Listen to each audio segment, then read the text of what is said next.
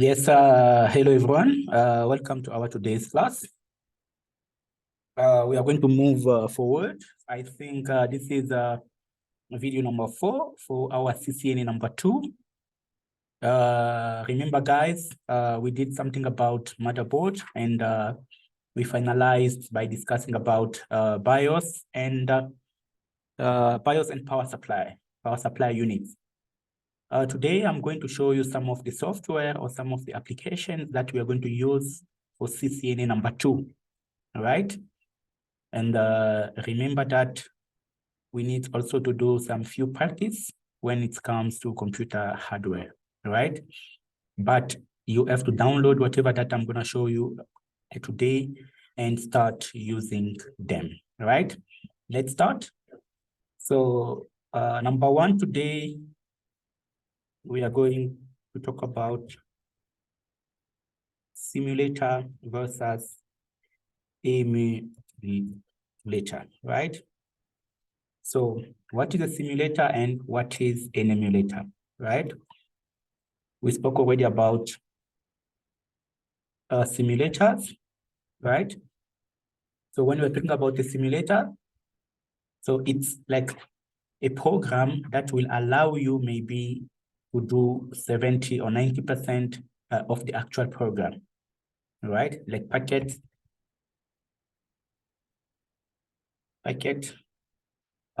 tracers. So a simulator will mimic the behavior of the actual device, right? But not really 100%. Oh, let me try to share my screen, sorry. Yes, we're going to talk about simulator and emulator, right? In simulator, like packet tracer, will mimic the behavior of a real equipment, right? So a simulator will mimic the behavior of an actual device or a real equipment, but it's gonna be like almost 70 to 90%, right? So the output or the result when you are using a packet tracer will be like almost 70 to 90%. So the behavior will be like 70 or 90% the actual device. So you got the physical router, but you can use like packet tracer, like a simulator, to configure that router, all right? But the output, sometimes it can be 100% correct, sometimes it's 70 to 90% correct, right? So some of the command will be the same as the real equipment, right? But some of them, the behavior will be approximately the same, right? So when you're using a packet tracer, most of the command will be working also on a real equipment, but sometimes a packet tracer will miss some of the command. So some of the command will never work like on a simulator, right? But when you are dealing with an emulator, right? This emulator is 100%, right? So the emulator will mimic the behavior of the actual device exactly. So when you are using like an emulator, that software, you try to configure like a router, whatever that you are doing there, the look, it's going to be the same as when you are using the physical equipment, right? So when you are using an emulator, you have also to understand that you are runs the real operating systems or iOS, right? So when you're using an emulator, the software or the operating system that you are going to be using will be the same as the physical equipment, right? Let me try to stop sharing. You see like this one. So this is a switch, right? A Cisco switch. This Cisco switch will have an operating system. We call it iOS, right? There's an iOS here. So I can try to use an emulator, like a software to practice, right? That software will allow me to use switches, like a virtual switch, right? Now, because I'm using an emulator, right, means that that switch that on my emulator will behave the same way as the physical switch. Whatever that I'm doing there, it will be the same because the emulator will use the real operating system that is running here. So the operating system or the iOS that will be running here will be the same as the one that's going to run on an emulator, right? Now, I'm going to show you some of the emulators that we are going to be using. For CCNA2, we are going to use what we call GN3, right?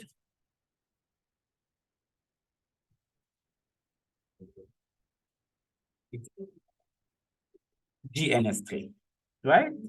So this is the emulator that we are going to use, but most of the time we have to combine, right? But GN3, you can only use it for routers. There is no switches, right? There is no switches. You can only use it for routers, right? Or you can use what you call a layer 3 switch. When you want to configure some of the things, you can go for layer 3 switch. So with GN3, we only deal with routers, right? There is no switches, right? Or you can use what we call layer 3 switch. But most of the time you can use a packet, a tracer, but you have to get used also to GN3. Now I will show you how to install, how to download GN3, right? What you have to do, you just go to this, go to the internet. You can only type GN3. When you type it, you can just pick up the first one, GN3.com, right? So from here, you can click on free download. And if your operating system is Windows, you can download it here. So if you're using a Mac, you can download it here. And if you're using Linux, you can download. So there is GN3 for Windows, GN3 for Mac, and GN3 for Linux, right? After downloading it, you just click there. You just follow the installations. You double click, you only click next, next, next, right? When your installation is done, you are going to come on the search button, just type GN3. Sometimes it can be just on your desktop. You only type GN3 and you start it, right? And you wait, right? This is how you can run GN3. Let's just wait it to start, right? Remember that your emulator will run the real iOS, the real operating system that the actual device will be running. But packet tracer will try to mimic the behavior sometimes at 100% or 90%, right? So this is what we call GN3, right? From here, right, you can run your GN3 by using a virtual machine, right? Or you can run it like on your local computer. For now, you can pick up local computer because I've never explained about the virtual machines. And you say next, right? Don't touch here. You can keep those details like default. You only go to next and you say next and you say finished, right?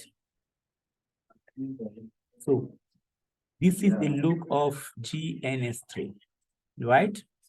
This file, you can start like a new project. Remember, as for packet tracer, you can open a project. You can import like a project that is already there, right? From here, first, I'll just show you a few things.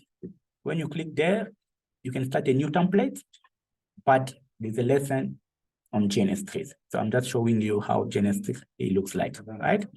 You can see there are some few devices that you can use. but not the actual Cisco switches. Those are just the non-manageable switches.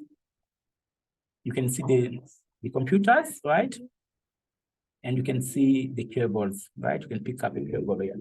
But for now, this is what I wanted you to do. Just download it and reach this level, leave it like that, all right? You download it, and when you are here, don't do nothing, because it's another lesson that will be focalized only on GN3, right? Now, guys, I told you the difference between a simulator and an emulator. I told you that most of the time you are going to use a packet tracer, but you must get used also to GN3. GN3, an emulator that will allow you to mimic 100% the behavior of the actual operating system that Cisco routers uses, right? So now we move to our next software that we are going to use also for the Ccna 2, right? So before even moving there, let me try to share my screen. Yeah. Now,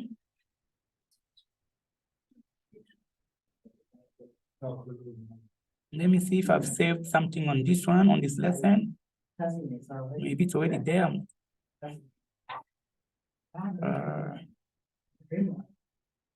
I'm checking if I got it already. Maybe I got it, and it's going to facilitate me the task of typing a lot of things.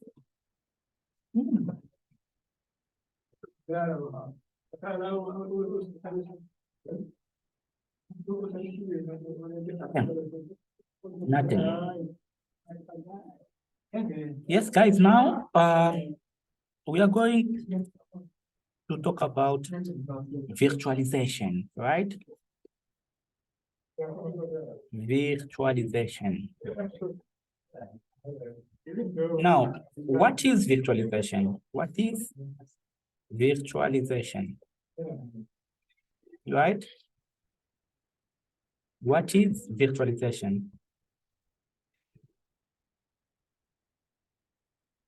Virtualization is a process, right? Firstly, when we talk about virtualization, you have to understand that this is a process, right? So it's a process of creating a virtual version of something. It's a process of creating a virtual version of something, right? So this is what we call virtualization. So a process of creating a virtual version of something, right? Let me give an example. A physical computer. When you have a physical computer, you can create what we call a virtual computer, right? Or virtual machine. Sometimes we call it virtual machine, right? So when I have a physical computer, I can create a virtual computer. So when I have my PC, I can create a virtual PC. When I got my switch, I can create a virtual switch, right? Now that process of moving from physical computer to a virtual computer, it's called virtualization, all right?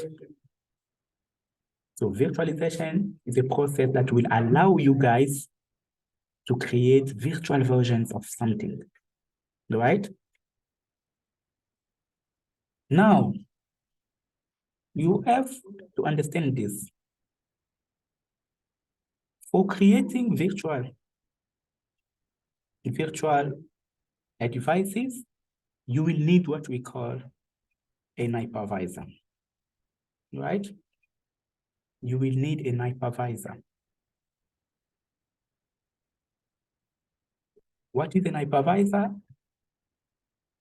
A virtual software, or a software that will allow you to create virtual devices, So when I have a physical PC, I want to create a virtual PC, I have to use an hypervisor.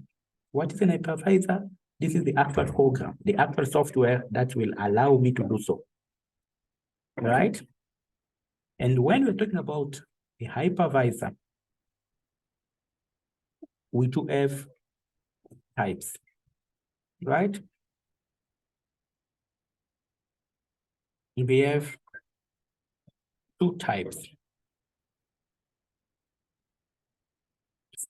So type 1 and type 2, right?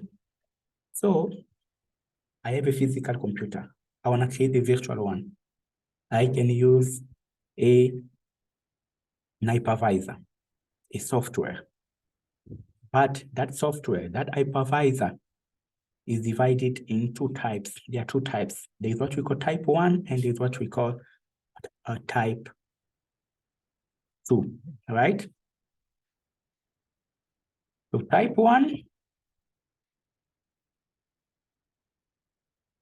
So type 1, you can see here, let me go to the internet. You can see the difference between a type 1 and type 2, right? You can try to read or you can go to this picture. Type 2 hypervisor. I'm just making a picture that will give you an idea. Okay, like this picture here, you can see there is the type 1 and type 2, right? Now, this type 1, oh, where is the document? This type 1 is for businesses, for business, for big companies.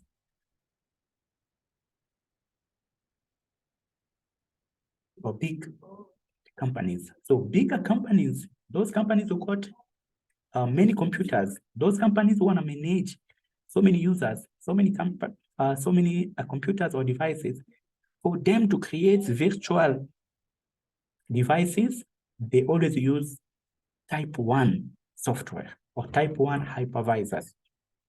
But for smaller companies, for personal use, right? So type 1 is for business, for bigger companies. So bigger companies, when they are dealing with virtualizations, they always go for type 1. Smaller companies, not even small, for personal use for yourself. You want to create a virtual computer, you can go for type 2, right? So to summarize, we are talking about virtualization. This is a process for creating virtual devices, right? You got a physical PC, you can create a virtual PC. For you to do so, you need a software that will allow you to create virtual devices. That software is called hypervisor. That hypervisor is divided in two types. There's type 1 for bigger companies and type 2 for personal use, right? So there are software for bigger companies that will allow you to create virtual devices, and there is type 2 for personal use. When you go to the internet here, you are looking maybe a type 1 hypervisors, right? You're gonna see like a list of those software. Where are them? Hypervisor software. Let me see if I can see some of them. Okay, let me just type in them. Okay. For type 2, this is the one that we're gonna use for practicing, right? Example for type 2 is what we call VirtualBox. There's VirtualBox. There's Vmware Workstation. There's Vmware Workstation. There's what we call a Hyper-V, and so on, right? So we are going to deal with type 2, right? Those are these VirtualBox, there is Vmware Workstation, there is Hyper-V. Those are the software that will allow you to create virtual machines, especially for personal use. For bigger companies, you can look for type 1. There are a lot, right? So when you go to the internet here, you look for type 2. Oh, I made a mistake because I was looking for the images. Yeah, you can see them here, like type 2 hypervisors. Yeah, with my screen. Yeah, so VirtualBox, Vmware Workstation, like Hyper-V, they are here. And this Oracle VirtualBox. But if you're looking for type 1, they are also here. vSphere, and so on. Those are the type 1 for bigger companies, right? When you're working for companies, you want to create virtual devices, virtual servers, and so on. Most of the time, you're going to use these ones. But for us, we're going to use type 2. So we're going to pick up between VirtualBox, Vmware Workstation, or Hyper-V. If you're going to download them, they are very easy to download. Suppose like you're going to download VirtualBox, you just go here, you type VirtualBox, right? You press enter, you can pick up the first one, and you go where it says download, and you install it. When you're installing, you just say next, next, next. If you want to download these Vmware workstations, you do the same. This is the one that I'm going to recommend you to download. You just type Vmware Workstation, you press enter, right? You can even pick up the first one, right? And you just scroll down. Let's look where it says download. If you can get something about downloading. Let's just wait, it's still looking.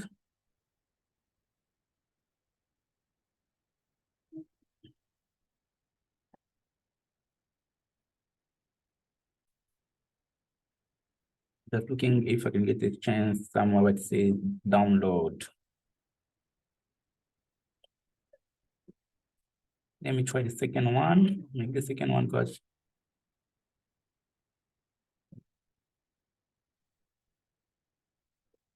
But I've sent the link to Nontokozo.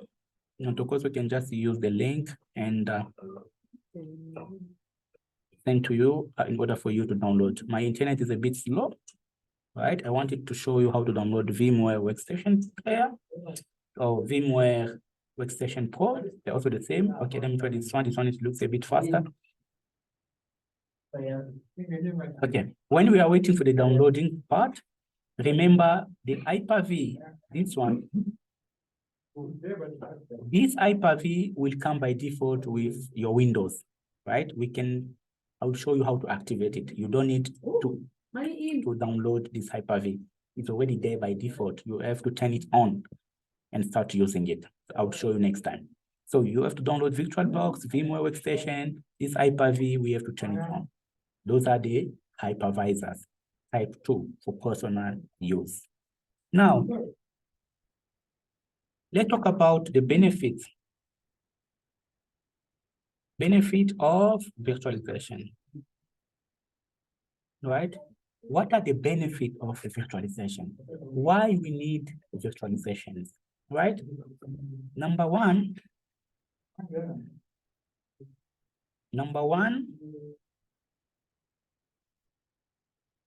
we can create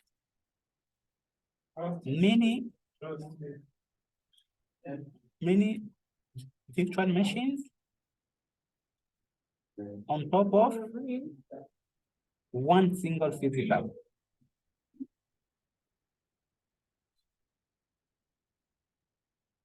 On top of one single physical. Solomon, speak to Jonathan. What I said, Jonathan must send the message to Kes, because that guy will wait to get that thing. We can create many virtual machines like on top of one single physical. You can have one laptop. On top of that laptop, you have many virtual machines, right? One physical But because of an hypervisor, you install an hypervisor. That hypervisor will allow you to have many virtual machines. So somebody can see you with one computer, but in reality, you have maybe 4 or 5 or 10. So it depends. So it depends on the speed of your computer or the capacity of your laptop. This is number one. Number two, for learning. When you are using virtualization, you can learn different operating systems without affecting your physical PC. You are going to have maybe 10 or 2 virtual machines. This one you put Windows 11, this one you put Linux, and you have your physical computer. You can do whatever you like on those virtual machines. You won't gonna affect the physical one. So it will give you an opportunity to learn about different operating systems and different applications, different programs that you don't want to affect your physical ones, right? Number 3, for testing, right? You can use it for testing. Suppose like you have a company, you have a new software for the company, right? You cannot run that software on the physical machines. You can try to run it on a virtual machine, see how the software will work, how the software will operate, or the application will work before going to physical. All right? Number 4, costs. You can also reduce the cost, right? Suppose like you got 5 computers, physical computers, especially servers. Those computers are consuming electricity. And when we're talking about like electricity, we're talking about money, right? But you can move from electricity storage, move to virtual. You buy one powerful computer, and on top of that powerful computer, you can create virtual machines. So one can be a file saver, one virtual saver, and so on, right? So you are reducing the cost, right? And for security also, and backup. Suppose like you have a problem in your company, right? So it's so easy because when you are moving just with your laptop, you are moving with all maybe 10 computers at the same time. You can even move with your virtual machines like on your USB, right? So it's so easy. So those are just the few benefits that I wanted to give to you, right? Now, there's a difference between type 1 and type 2, right? So for you to create virtual machines for type 1 or type 2, so if you go for type 1, your PC doesn't need an operating system. Doesn't need an operating system. Just install a hypervisor. So for type 1, your PC doesn't need an operating system. So you have a PC or your laptop, there is no operating system.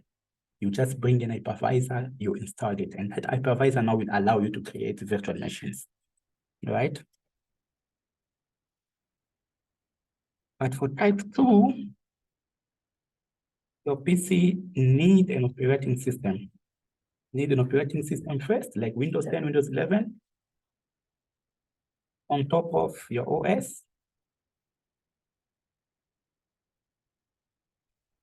You install an hypervisor. So I have my PC first. My PC must have like an operating system, Windows or Linux, and on top of that, I have to install an hypervisor like VirtualBox or Vmware.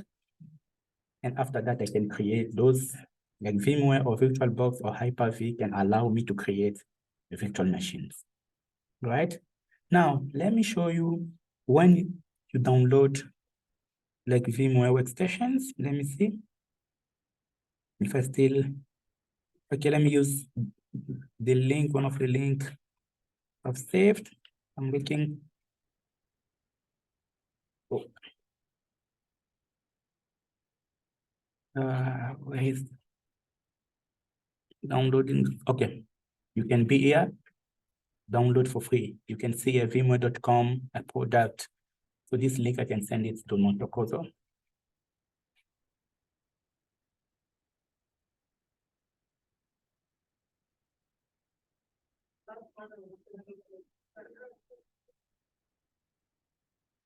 Okay.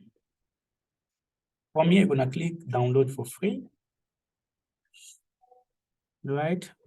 So if they're asking you to sign up, maybe you can sign up. But if they don't ask you to sign up, you can just download straight.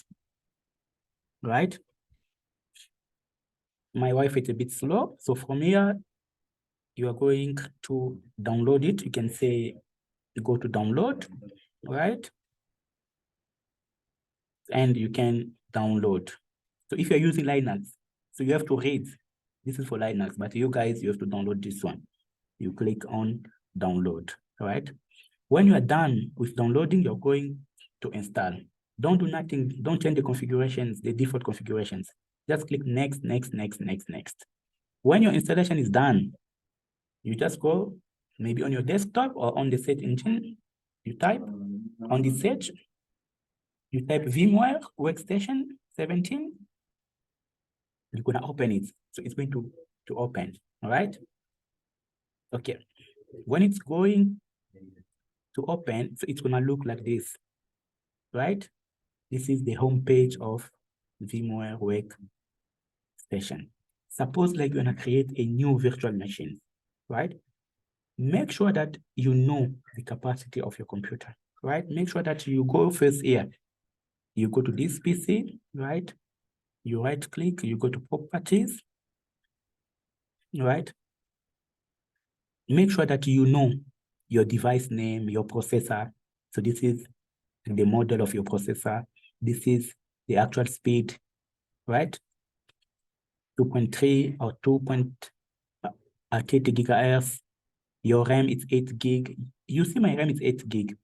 I can assign to a virtual machine 1 gig. 1 gig is almost 1024, right? So when you are assigning 1 gig to a virtual machine, on a physical, you're gonna remain with 7. So if 2 of them are running. If you assign 2 gig, you're gonna remain here with 6, if those 2 are running.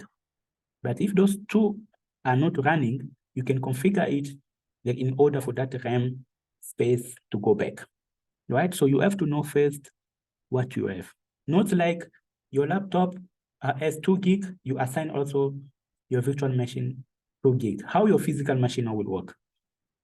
If your physical machine is 2 gig, you can assign 1 gig to your virtual machines, right? So you come here, right? Remind me later. So you suppose like I want to create a new virtual machine. You click on create new virtual. From here, right? So I can go like here.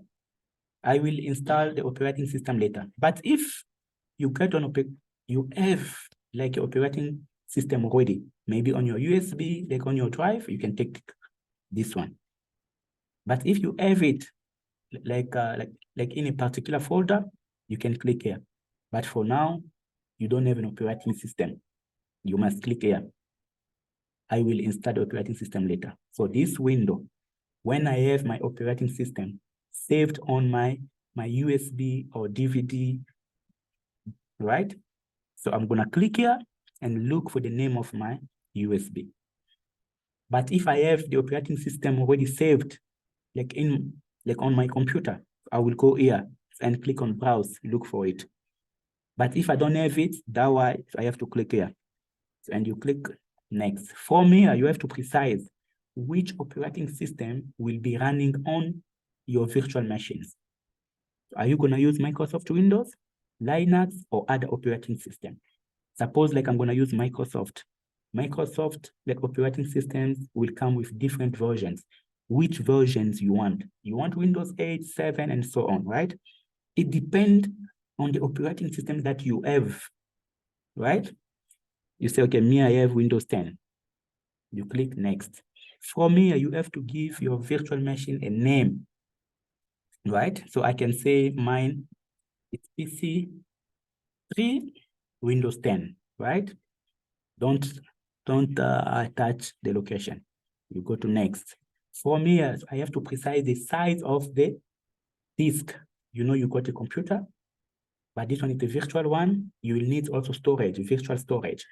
You're gonna assign it here, but how you're gonna assign it here? You have to know first what you have, like physical, because you're going to steal some space from the physical and assign it to the logical, right? So you must go first to File Explorer. You check here. You see, like I got 621 gigabyte free of, so I still have space. So I can take even 60, so it's fine, right? From here for now, you can keep those details like default. You go to next. And from here, those are the capacity of your PC. You can see your memory by default, they assign 1024 megabyte. You can see your other information related to this virtual machine that you are creating now, 2 CPU cores, a CD, DVD, and so on. Those are just the specificities of your computer. And you click on next, right? When you click on next, you are observing here. You see my computer is created. So this is my virtual machine, PC3, Windows 10, right? What I'm gonna do now, you have to start your computer. You got your physical one. Suppose like I wanna use my virtual one, right? Remember, there is no difference between the virtual and the physical one. Virtual machines, you can connect it to the internet, you can go to your browser, you can do everything. You can even connect, like practicing networking by connecting your physical and your virtual. So when you're gonna be at home, you can connect your virtual machine and your physical. There's no need of saying, I don't have the computer at home to practice. You have only to have a fast computer from 4 gig and above. Now I'm gonna click on play. So play means start. I'm gonna start my new machines, right?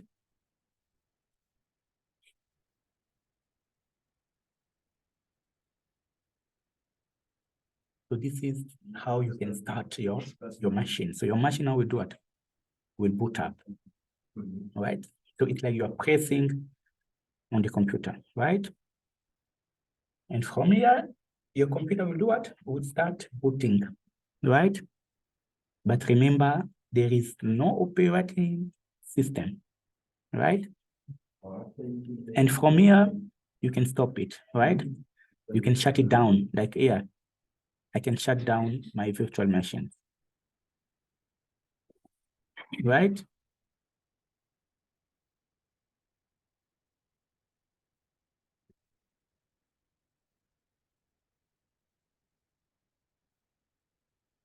I'm waiting for this to power off, right? So this is how you can create a virtual machine, right? I'm just waiting for it to shut down. Yes. So if you wanna do it again, you just type Vmware Workstation. You click there. So if you wanna start your machines, you go to PC3, Windows 10. You can even use here. So from here, you can power it on. When it's on, you can switch it off.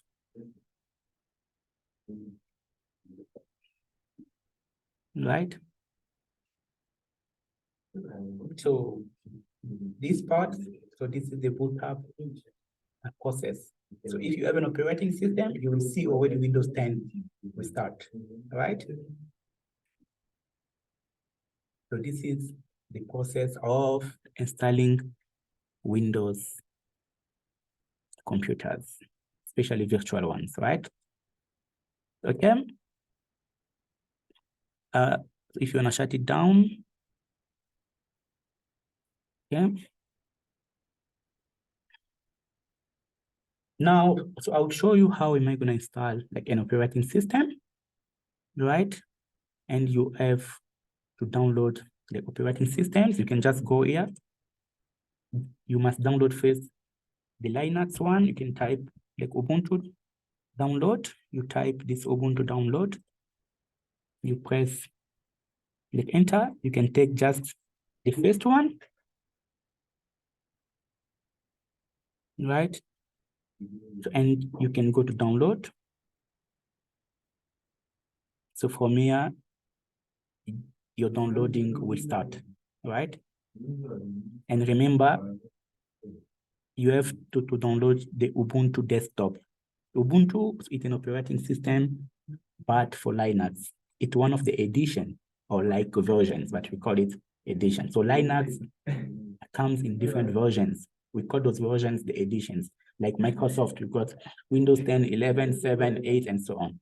But Linux, we got like the Ubuntu and so on. There are different versions, right? So you can see my downloading starting, right? Let me stop it because I already done it. So you must download this Ubuntu desktop. You have also to download Windows 10. You must say Windows 10 ISO, right? And you come here, you click there, right?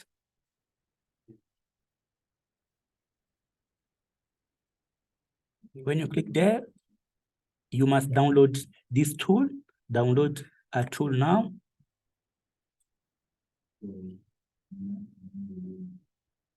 So this tool first must be done because this tool will allow you to download Windows 10, right? You must wait for it to be completed. Once it's gonna be done, I'll show you how to download Windows 10. But I showed you how to download Linux, which edition, the Ubuntu one. When you are done, I'll show you how to download Windows 10, right? But in the meantime, I will show you how.